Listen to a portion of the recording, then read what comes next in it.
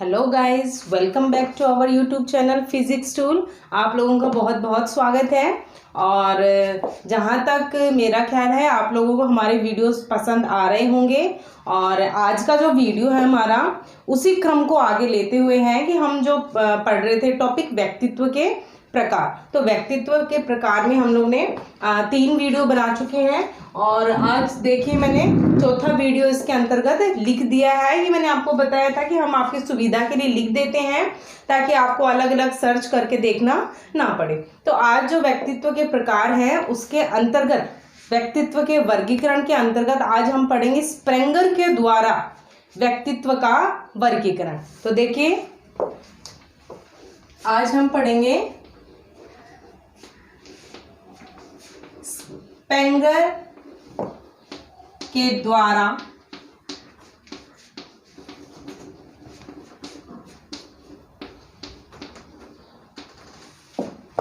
व्यक्तित्व का वर्गीकरण।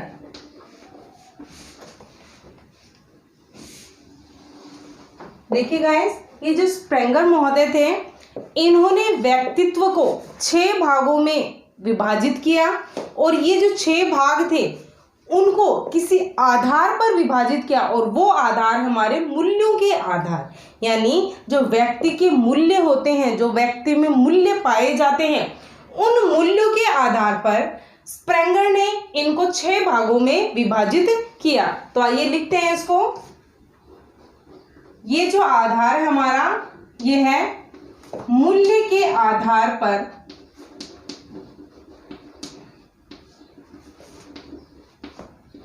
वर्गीकरण।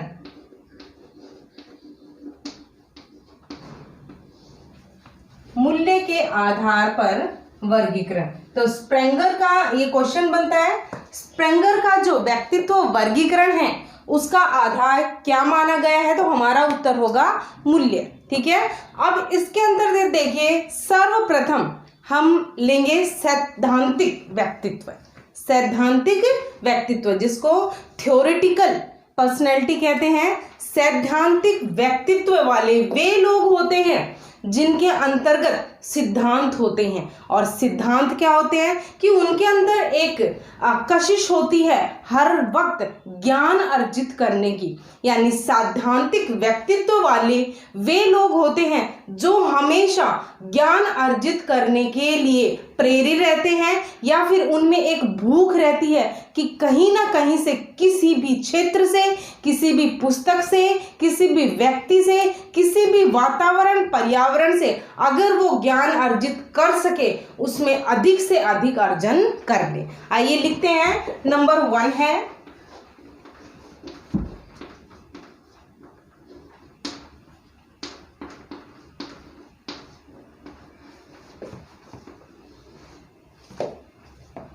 सैद्धांतिक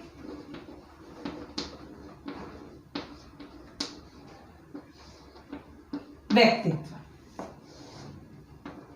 परिभाषा लिखें।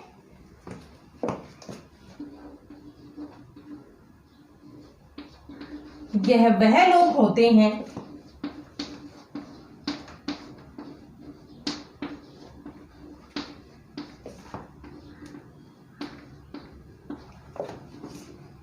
जिनमें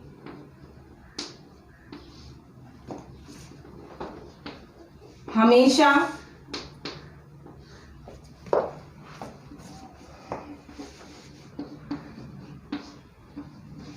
ज्ञान अर्जित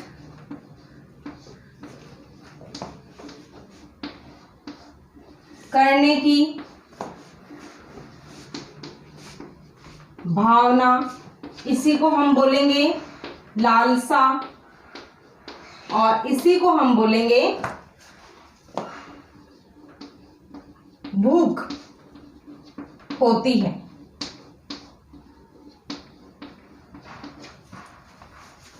देखिए, यह वह लोग होते हैं जिनमें हमेशा ज्ञान अर्जित करने की, प्राप्त करने की, इसको हम प्राप्त भी बोल सकते हैं, प्राप्त करने की भावना होती है, भूख होती है, एक लालसा, एक जिज्ञासा होती है। तो गाइज ये इस प्रकार के जो व्यक्ति होते हैं, ये व्यक्तित्व अधिकतर वैज्ञानिक होते हैं, क्योंकि वैज्ञानिक कब बनेंगे, जब हमेशा उनमें हर प्रकार के वातावरण से, समाज से, व्यक्ति से, पुस्तक से वो ज्ञान अर्जित कर करके और अपने मस्तिष्क को ज्ञान का भंडार बना लेता है। यानी जितने भी वैज्ञानिक प्रवृत्ति के लोग होते हैं या बड़े होकर के या भविष्य में वैज्ञानिक बनते हैं, वो इस प्रकार के लोग होते हैं, क्योंकि वैज्ञानिक बनने के लिए ज्ञान का अधिक मात्रा में होना जरूरी है। और ये जो ज्ञान जब अधिक मात्रा में होगा तो ही वो दुनिया के लिए और स्वयं के लिए एक मिसाल बन सकता है। इस प्रकार के जो लोग होते हैं हर परिस्थिति में इस प्रकार की परिस्थिति बना लेते हैं, इस प्रकार से मौका देखते हैं कि कहीं भी अगर उन्हें छोटी से छोटी चीज से भी अगर ज्ञान प्राप्त होता है तो वो संकोच नहीं करते। यदि छोटे बच्चे से भी हमें कुछ सीखने को मिल रहा है तो वो उस चीज को भी छोड़ते नहीं है कि बच्चे से भी अगर कुछ प्राप्त किया जा सके, कोई दिशा निर्देश लिया जा सके या कोई आदत उसकी हमें अच्छी लगे जो भविष्य में बहुत ही अच्छी हो, तो उसको भी हम प्राप्त कर लें। दूसरा हमारा आता है आर्थिक व्यक्तित्व। आर्थिक व्यक्तित्व, इसको हम बोलेंगे इकोनॉमिकल पर्सनैलिटी। क्या बोलेंगे इसको? Economical personality.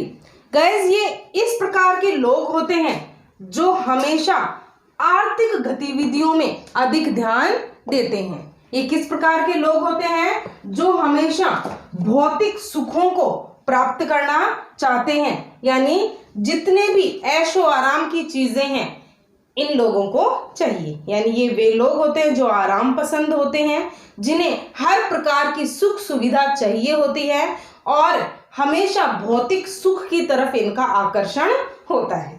लिखते हैं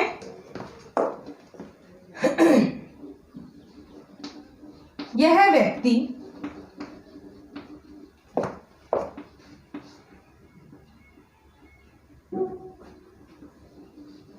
धन और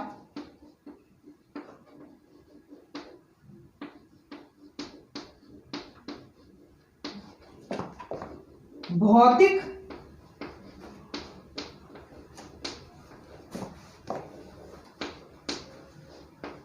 सुख सुविधाओं में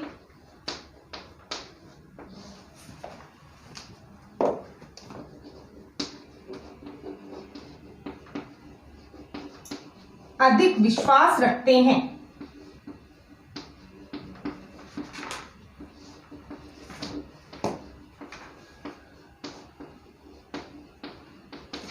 देखिए कि इस प्रकार के पर्सनैलिटी वाले लोग धन और भौतिक सुख सुविधाओं में अधिक विश्वास रखते हैं। यानी किस प्रकार से धन कमाया जाए, क्योंकि ये इकोनॉमिकल है, आर्थिक है, और किस प्रकार से प्रत्येक प्रकार की सुख सुविधाओं को हम प्राप्त कर सकते हैं। और मोस्टली ये इन चीज़ों में रहते हैं कि अधिक से अधिक सुख सुविधाएं जितनी हम हमारे लिए ले सकते हैं उतनों सुख सुविधाओं को प्राप्त करें, ताकि हमारे शरीर को कष्ट ना हो। और इस कष्ट के लिए उनको धन अधिक चाहिए होता है, क्योंकि आप ये जानते हैं कि प्रत्येक प्रकार की सुख सुविधा प्राप्त करने के लिए, भौतिक सुखों को प्राप्त करने के लिए हमें अधिक मात्रा में धन की, पैसों की आवश्यकता होती है। और पैसों को प्राप्त करने के लिए उसको कोई ना कोई तरीका आना चाहिए, और वो तरीका चाहे कैसा भी हो, बस उससे धन प्राप्ति की लालसा रहती है। तो ये उस प्रकार के व्यक्तित्व वाले लोग हैं। अब आगे है हमारा राजनैतिक व्यक्तित्व।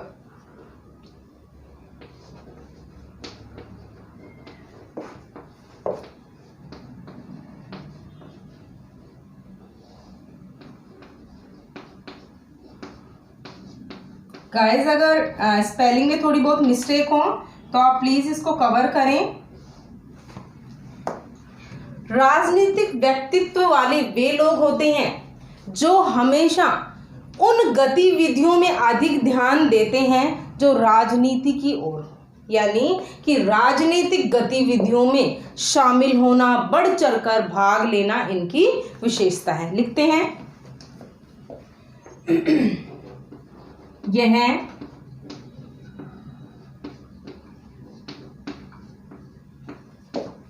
वह लोग होते हैं या हैं जो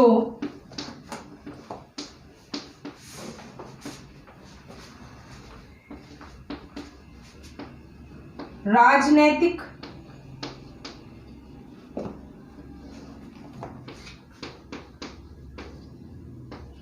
गतिविधियों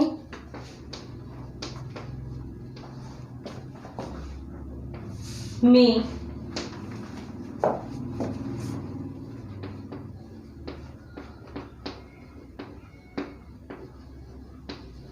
बढ़ चढ़कर भाग लेते हैं। देखिए गाइस, इन लोगों का जो इंटरेस्ट होता है, जो रुचि होती है, वो राजनीति में होती है। और राजनीति में रुचि होने के कारण प्रत्येक ऐसा कार्य जो समाज में राजनीति की दृष्टि से देखा जा रहा हो, ये लोग उनमें हमेशा आपको आगे और सर्वप्रथम प्राप्त होंगे, यानी सबसे आगे आपको मिलेंगे।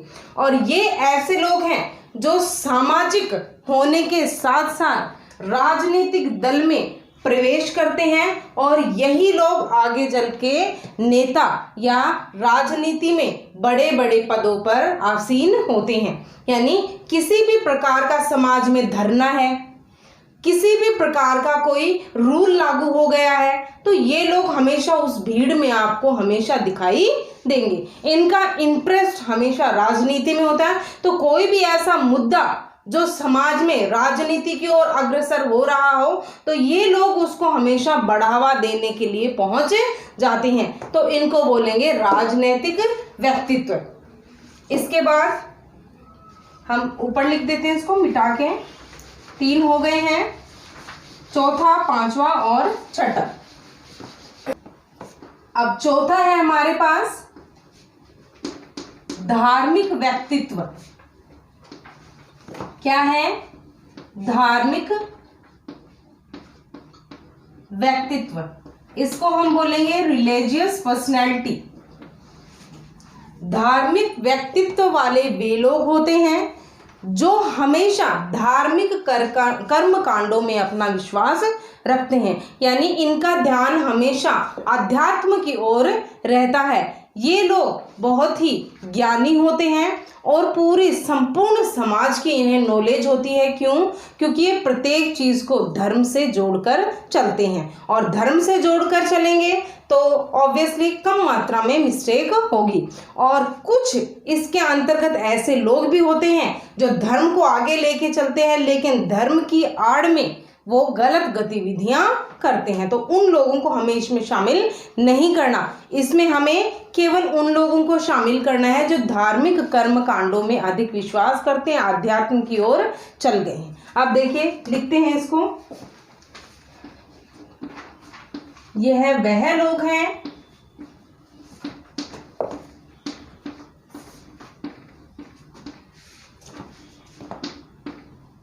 जो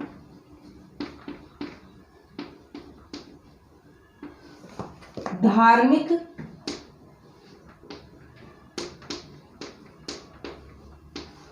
कर्म कांडों में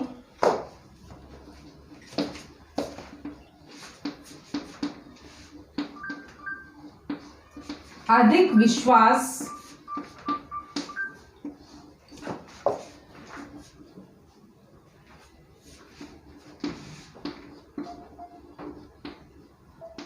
रखते हैं, इसलिए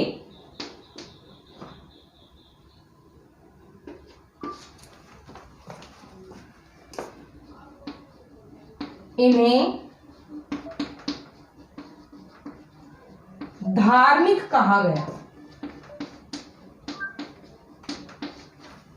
देखिए गाइस, ये उस प्रकार के लोग हैं जो धर्म में विश्वास रखते हैं, यानी हम कह सकते हैं जो पुजारी वगैरह होते हैं, जितने भी साधु संत रहते हैं, तो उस प्रकार के लोगों को हम धार्मिक व्यक्तित्व के अंतर्गत शामिल कर सकते हैं, जिनकी विशेष आस्था धर्म से जुड़ी हुई होती हो और वो उसी कार्य क्षेत्र में अपनी गतिविधियां करते हैं, जो हवन पाठ आदि करवाते रहते हैं, वे लोग इसमें शामिल होंगे। अब चौथा है हमारा सामाजिक व्यक्तित्व, पांचवा ये होगा हमारा सामाजिक व्यक्तित्व।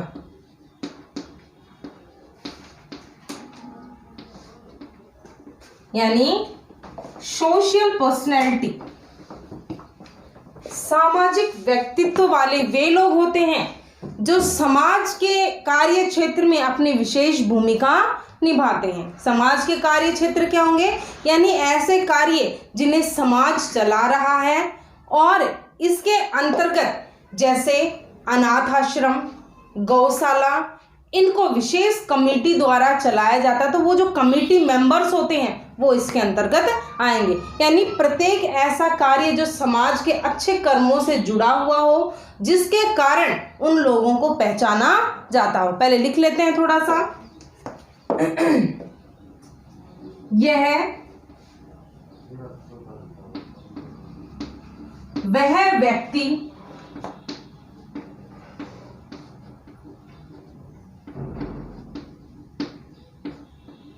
होते हैं जो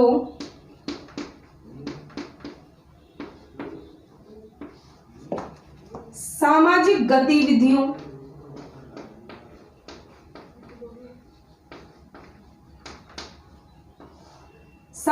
गतिविधियों में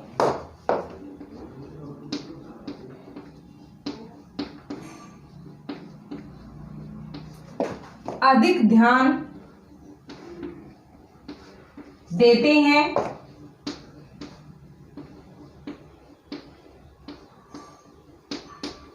और जैसे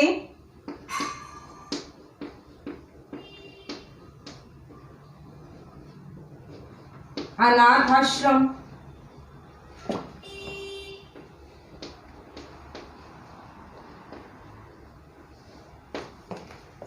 वृद्धाश्रम,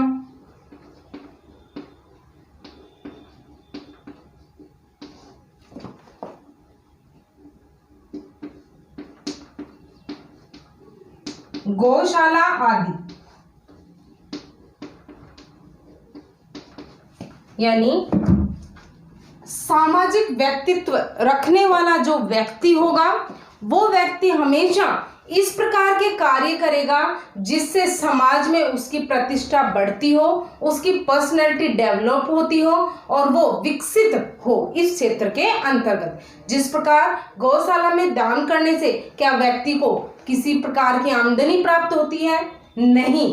दो प्रकार से वो गौशाला में दान देगा, एक तो अपने मन की शांति के लिए, सुख की शांति के लिए, और दूसरा समाज में अपने आप को प्रतिष्ठित करने के लिए, अपना सम्मान प्राप्त करने के लिए। तो इस प्रकार के जो लोग होते हैं वृद्धाश्रम में दान करते हैं, वृद्धाश्रम कमेटी के मेंबर्स होते हैं। दूसरा हम बोलेंगे अनाथ आश्रम में जो अनाथ बच्चे होते हैं, उन बच्चों को गोद ले लिया, तो गोद लेने से क्या होगा? समाज में उनकी प्रतिष्ठा बढ़ेगी कि इनके खुद के बच्चे होते हुए भी इसने अनाथ आश्रम से बच्चों को गोद लिया है। तो इन लोगों को हम बोलेंगे सामाजिक व्यक्तित्व वाले लोग। एक बार रीडिंग लेते हैं।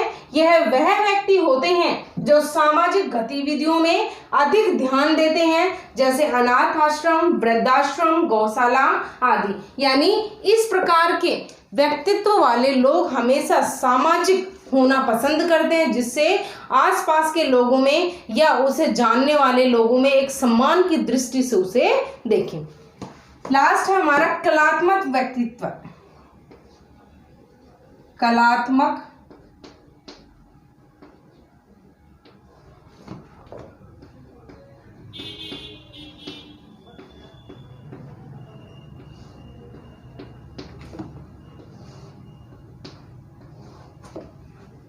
कलात्मक व्यक्तित्व वाले वे लोग होते हैं जो कला प्रेमी होते हैं। और कला प्रेमी क्या होते हैं?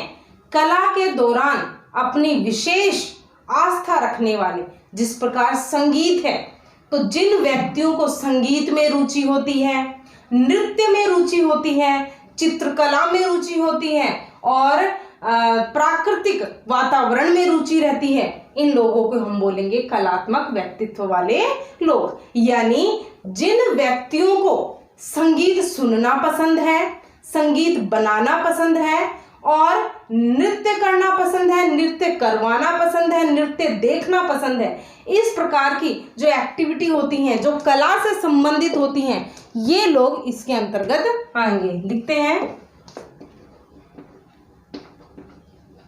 ये वह लोग होते हैं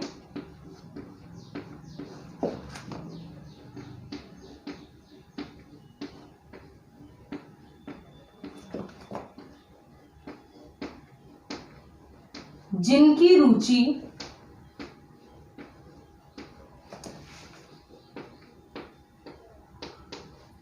संगीत,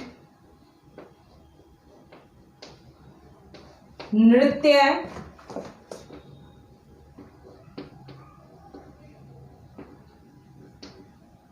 चित्रकला,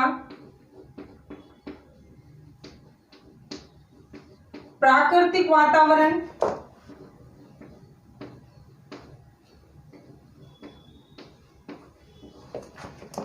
आदि में होती है।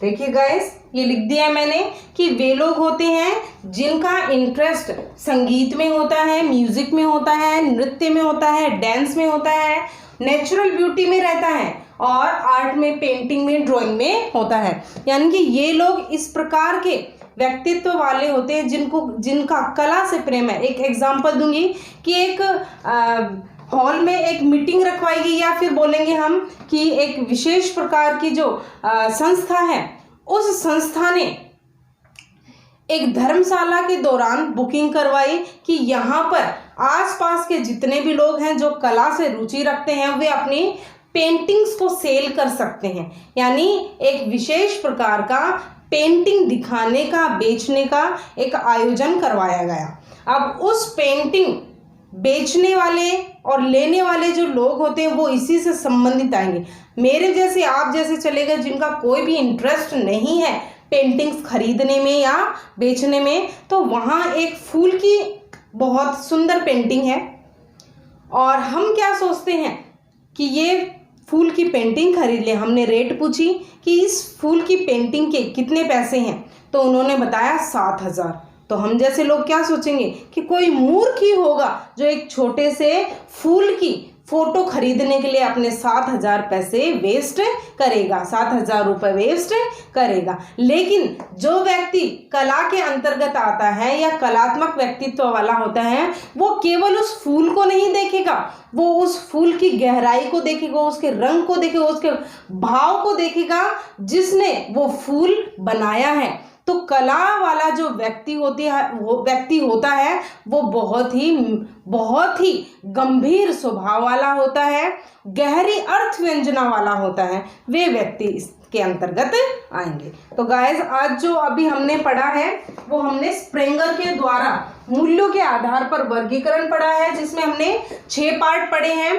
पहला जो था वो सैद्धांतिक, दूसरा जो था वो आर्थिक, तीसरा राजनैतिक, चौथा धार्मिक, पांचवा सामाजिक और छठा कलात्मक व्यक्तित्व। अब हम फ्राइड के द्वारा व्यक्तित्व वर्गीकरण जानेंगे, लेकिन इससे पहले मैं आपको थोड़ा सा रिमाइंड करवाऊं कि जब हमने व्यक्तित्व वाली क्लास शुरू की थी, यानी टॉपिक शुरू किया था, तो शुरुआत में ही मैंने आपको फ्राइड के द्वारा व्यक्तित्व का वर्गीकरण बताया था,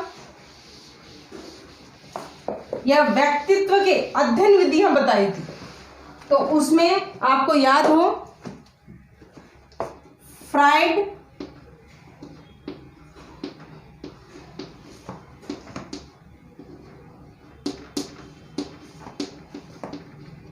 व्यक्तित्व वर्गीकरण। अब देखिए, आपको याद आया हो कि व्यक्तित्व वाली क्लास शुरू करवाई थी, तब मैंने व्यवहार की अध्ययन विधियां पढ़ाई थी, जिसमें फ्राइड के 3 वर्गीकरण थे, इड, ईगो और सुपर ईगो। याद आया गाइस? जी हाँ, इड, ईगो, सुपर ईगो, वही इसके अंतर्गत आएगा। पहला वर्गीकरण इसने दिया है इड, जिसको हम बोलते हैं इदम। दूसरा है ईगो, जिसको हम बोलते हैं अहम। और तीसरा है सुपर ईगो, जिसको हम बोलेंगे परा अहम। जी हाँ, पीछे वाले आप टॉपिक में पेज पलट के देखिए, उसके अंतर्गत मैंने इन तीनों का वर्णन आपको करवा के रखा है, वो सेम चीज इसके अंतर्गत आ जाएगी। यानी जब नैतिकता प्रधान होगी तो ईगो आ जाएगा, जब सुख का सिद्धांत चलेगा तो इड आ जाएगा, और क्या वास्तविकता का सिद्धांत किस पे होगा? ईगो के अंतर्गत, अहम के अंतर्गत आ जाएगा। अब गाइस, जो मैं आपको अब करवाऊंगी वो है विभिन्न वैज्ञानिकों के द्वारा व्यक्तित्व की परिभाषा। आइए इसको मिटाते हैं।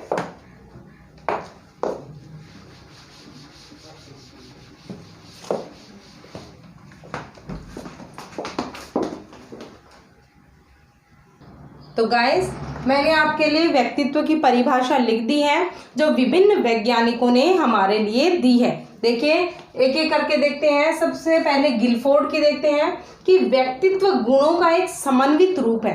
तो समन्वित का क्या अर्थ है? समन्वित का अर्थ है संपूर्ण रूप से, यानी सामाजिक, नैतिक, राजनैतिक सब प्रकार के रूपों से इसका एक गुण बनता है। यानी व्यक्तित्व गुणों का एक समन्वित रूप है क्या? व्यक्तित्व। ठीक है। दूसरा है व्यक्तित्व व्यक्ति के व्यवहार की एक समग्र विशेषता है। इसको दिया वुडवर्थ ने कि व्यक्तित्व जो होता है वो जो व्यक्ति व्यवहार करता है उस व्यक्ति के व्यवहार की जो संपूर्ण विशेषताएं हैं, किसी एक विशेषता को नहीं, संपूर्ण विशेषताएं। यानी कोई गलत चीज आती है तो उसकी क्या प्रक्रिया रहती है, कोई अच्छी चीज आती है तो उसकी क्या प्रक्रिया रहती है, मानसिक प्रक्रिया कैसी रहती है, शारीरिक कैसी रहती है, नैतिक कैसी रहती है, ये इसके अंतर्गत आएगा। यानी समग्र रूपों की ये विशेषता आएगा। डेसिल व्यक्तित्व शब्द का प्रयोग व्यक्ति के शारीरिक, मानसिक, नैतिक और सामाजिक गुण, इसी को गाइस बोलेंगे समन्वित। समन्वित का अर्थ है शारीरिक, मानसिक, नैतिक और सामाजिक। इन गुणों के उस एकीकृत तथा गत्यात्मक संगठन के लिए किया जाता है जिसे व्यक्ति अन्य व्यक्तियों के साथ अपने सामाजिक जीवन के आदान प्रदान में व्यक्त करता है। यानी हमारी सामाजिक, शारीरिक, मानसिक और नैतिक जो हमारे गुण हैं और उन गुणों को जब हम किसी व्यक्ति के सामने उसके व्यवहार के प्रति प्रकट करते हैं, आदान प्रदान करते हैं, उसको इन्होंने कहा है व्यक्तित्व, पर्सनैलिटी।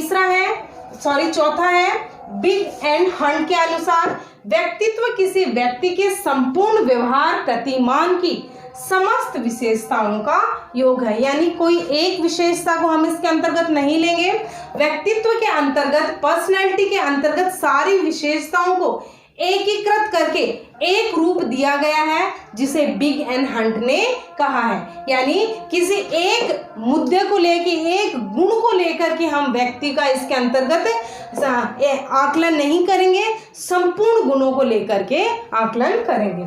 उसके बाद है आलपोर्ट की मोस्ट इंपॉर्टेंट, आप भी टिक लगा लीजिए।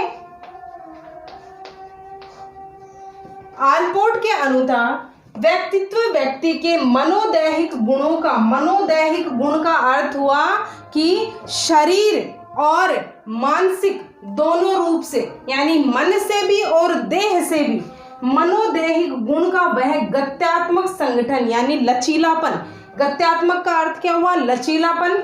संगठन है जो उसके वातावरण के साथ अपूर्ण समायोजन को निर्धारित करता है। यानी कि व्यक्ति, लचीलापन का अर्थ है बैंड हो जाना, कैसे भी परिस्थिति आए उसके अनुकूल होना, और जो व्यवहार वो प्रकट करता है वो इसके अंतर्गत आएगा। यानी मनोदैहिक यानी मानसिक और दैहिक दोनों प्रकार के गुणों को इसमें शामिल किया गया। तो अंत में गाइस, जो आज हमारा टॉपिक है व्यक्तित्व, वो पूर्ण रूप से समाप्त हो चुका है, जिसमें हमने अध्ययन विधियां पढ़ ली है, मापन पढ़ लिया है, इसके प्रकार पढ़ लिए हैं, और संपूर्ण जितने भी परिभाषाएं हैं, संपूर्ण का अर्थ ये नहीं है कि जितने भी वैज्ञानिकों ने दी, जो मोस्ट इंपॉर्टेंट है, आप जानते हैं 100 वैज्ञानिकों ने 100 परिभाषाएं दी है, लेकिन मोस्टली जो पूछी जाती हैं ये मैंने आपके लिए लिख दी है। एक बार पहले भी लिखवा दी थी, आपको रिवाइज हो जाएगा।